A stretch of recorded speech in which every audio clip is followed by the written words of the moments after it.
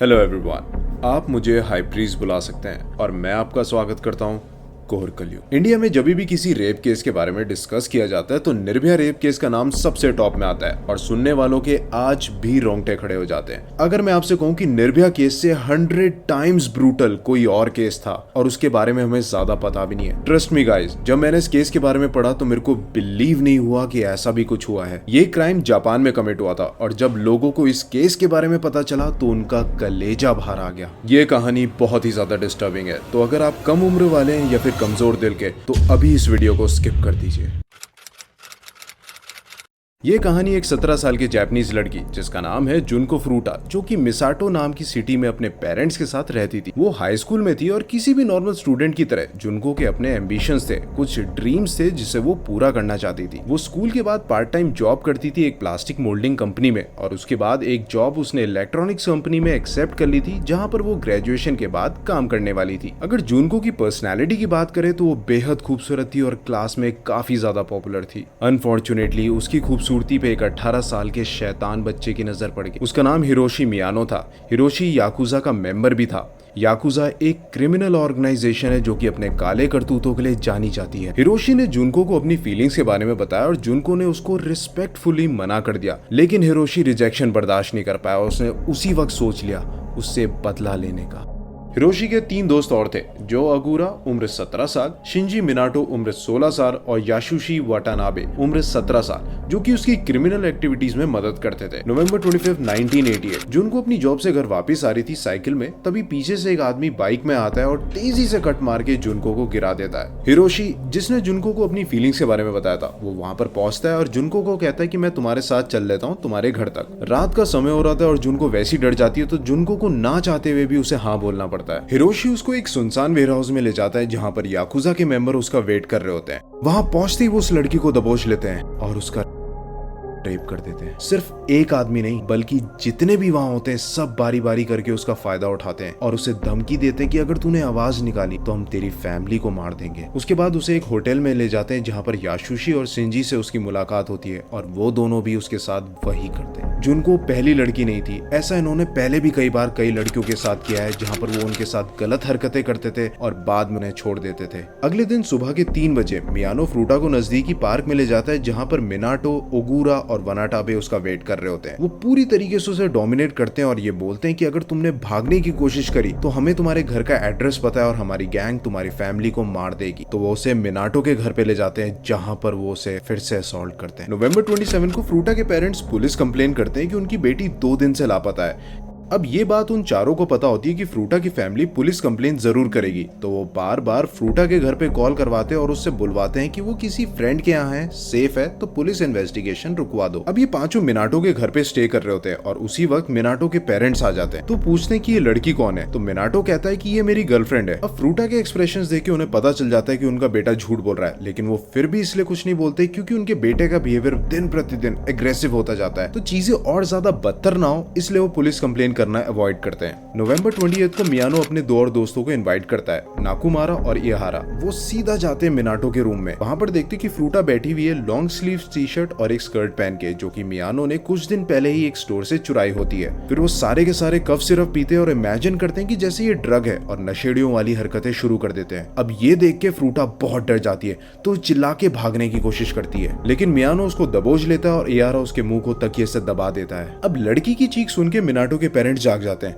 तो ऊपर चेक करने के लिए आते हैं। तभी मिनाटो नीचे आ जाता है और अपने पेरेंट्स को रोक लेता है। अब उसके पेरेंट्स पूछते हैं चीख के बारे में, तो मिनाटो कहता है कि कुछ नहीं, वो बस हम एक खेल खेल रहे थे तो इसलिए आपको चीख सुनाई दी। उसके बाद उन सबको इतना गुस्सा आ जाता है कि वो सब मिलके उसे मोलेस्ट करना शुरू कर देते हैं। फ्रूटा अनकॉन्शियस हो जाती है और वो पूरा टाइम सीलिंग को स्टेयर करती रहती है बिना पलक झपकाए। वो लोग फ्रूटा को वहां पर 40 दिन के लिए रखते हैं और हर एक दिन फ्रूटा के लिए नरक से कम नहीं होता। वो हर दिन उसके साथ गलत हरकत करते, अपना गुस्सा निकालने के लिए उसको मारते पीटते और हर दिन नए लड़के बुलाए जाते और उन्हें इनकरेज किया जाता कि इसके साथ सेम वही हरकतें की जाए। उन्होंने उसे अपना गुलाम बना लिया था, जो वो करना चाहते उसके साथ वो करते, ये सोचे बिना कि वो भी एक इंसान है। उसको बिना कपड़ों के गाने पे डांस करवाते, जबरदस्ती अल्कोहल सिगरेट पीने के लिए मजबूर करते, यहाँ तक कि थिनर भी इनहेल करवाते। जब जी में आया तब उसको मारते पीटते, हार्डली उसे कुछ खाने के लिए दिया जाता, उसको रात भर ठंड में बैल्कनी में छोड़ दिया जाता था बिना कपड़ों के, और उसे अंदर तभी वापस लिया जाता जब उन्हें उसे और मोलेस्ट करना होता।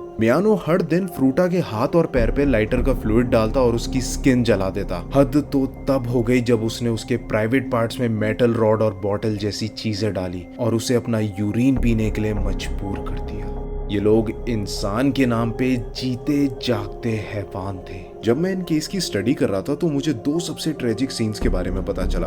पहला ये कि जब मियानो अपने दोस्तों को मिनाटो के घर बुलाता है फ्रूटा को मोलेस्ट करने के लिए, तो उस वक्त उन लड़कों में से एक लड़का अपने घर जाता है। जो भी कुछ उस लड़की के साथ हो रहा होता है वो अपने बड़े भाई को बताता है और वो फिर अपने पेरेंट्स को। ये सुनने के बाद पेरेंट्स दंग रह जाते हैं और तुरंत पुलिस को फोन कर देते हैं। पुलिस मिनाटो के घर आती है, लेकिन मिनाटो के पेरेंट्स साफ मना कर देते हैं कि यहाँ पर कोई लड़की नहीं है। मिनाटो के पेरेंट्स को पता था कि उनका बेटा कितना एग्रेसिव है और वो याकुजा का मेंबर भी है, तो इसलिए वो पुलिस को सच नहीं बताते और पुलिस वाले बिना कुछ तलाशी लिए वहां से चले जाते हैं। दूसरा इंसिडेंट ये कि जब उसको 20 दिन हो गए थे वहां पर मोलेस्ट होते हुए, तो एक रात वो चारों लड़के बहुत शराब पी लेते हैं और काफी नशे में होते हैं। फ्रूटा इसको एज अ अपॉर्चुनिटी लेती है और जैसे तैसे करके वो नीचे आती है और पुलिस को कॉल मिला देती है। जैसी कॉल लगती है पुलिसमैन फोन उठाता है और इससे पहले कि फ्रूटा कुछ बोल पाती, मियानो फोन छीन लेता है और फोन कट कर देता है। फिर पुलिस स्टेशन से कॉल आता है, लेकिन मियानो कॉल उठा के बोलता है कि वो गलती से लग गया था। इस तरह पुलिस को 2 बार इशारा जाता है, लेकिन अफसोस कुछ हो नहीं पाता। फ्रूटा की हरकत देख के उन लड़कों को बहुत गुस्सा आ जाता है और वो उसके पूरे पैर में लाइटर का फ्लूइड डाल के आग लगा देते हैं। उसकी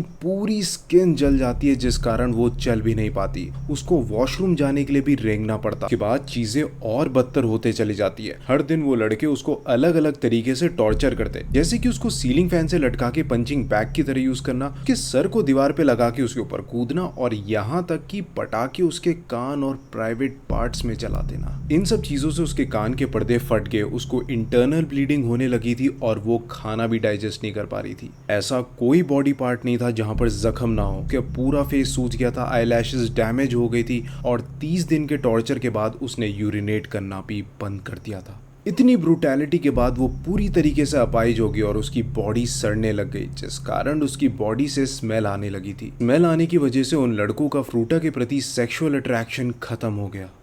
बाय Jan 1, 1989 फ्रूटा बिल्कुल अधमरी हो चुकी थी। वो उन लड़कों से मौत की भीख मांगती है, लेकिन वो दरिंदे उसे मौत भी नसीब नहीं होने देते, क्योंकि फ्रूटा उनके लिए एक टॉय थी जिसे वो जब चाहें, जैसे चाहें, जिस तरीके से चाहें यूज कर सकते थे। अब दिन आता है Jan 4, 1989। वो चारों लड़के मेजोंग खेलने का डिसाइड करते हैं। मेजोंग एक गेम है जिसको 4 जने खेलते हैं, जिसका ओरिजिन चाइना में हुआ था और बाद में वो पूरे वर्ल्ड वाइड में पॉपुलर हो गया। अब गेम हारने की वजह से वो लड़के अपना सारा गुस्सा उसके ऊपर निकालते हैं, जिसमें वो उसे पंच करते हैं, उसकी स्किन जलाते हैं, उसकी आंखों में कैंडल वैक्स डाल देते हैं और एक आयरन बॉल लेते हैं जो कि एक्सरसाइज करने के लिए यूज करी जाती है और उसके पेट में बार बार पटकते हैं। ये टॉर्चर कंटिन्यूसली 2 घंटे चलता है, जिस वजह से उसकी बॉडी में इंटरनल ब्लीडिंग होने लगती है और फाइनली फ्रूटा दम तोड़ देती है।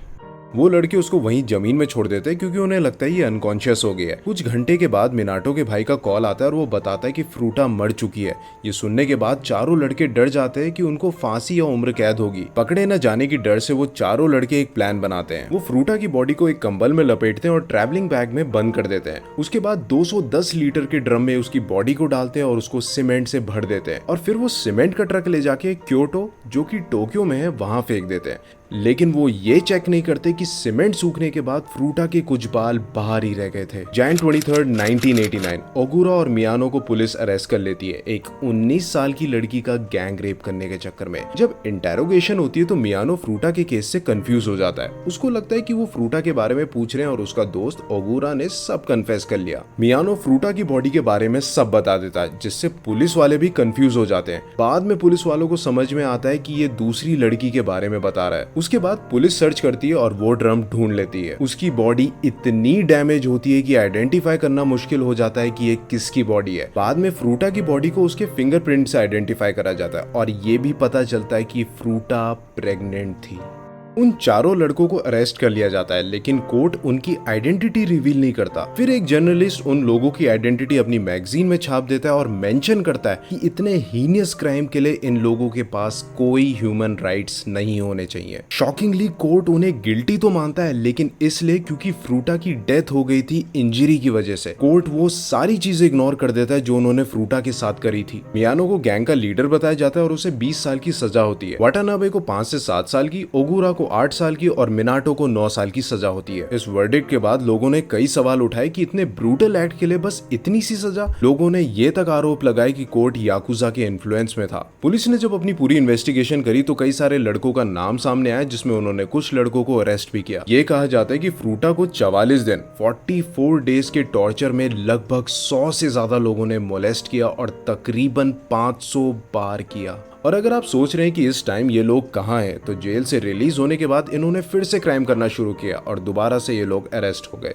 मैंने जब इस केस के बारे में पढ़ा तो मुझे बहुत गुस्सा आया और मैं काफी इमोशनल हो गया, क्योंकि उस बेचारी लड़की ने क्या क्या सहा और कितने दिनों तक सहा। एक बार भी उन दरिंदों को उस लड़की पे रहम नहीं आया। जाने से पहले आप लोगों के लिए कुछ सवाल। आपको क्या लगता है कि पुलिस ने अपना काम सही से किया, और क्या मिनाटो के पेरेंट्स ने जो किया वो सही था? और आपके हिसाब से उन लड़कों के लिए सही सजा क्या होती? अपने जवाब कमेंट सेक्शन में जरूर बताएं। मैं मिलूंगा आपसे नेक्स्ट वीडियो में। Till then stay safe.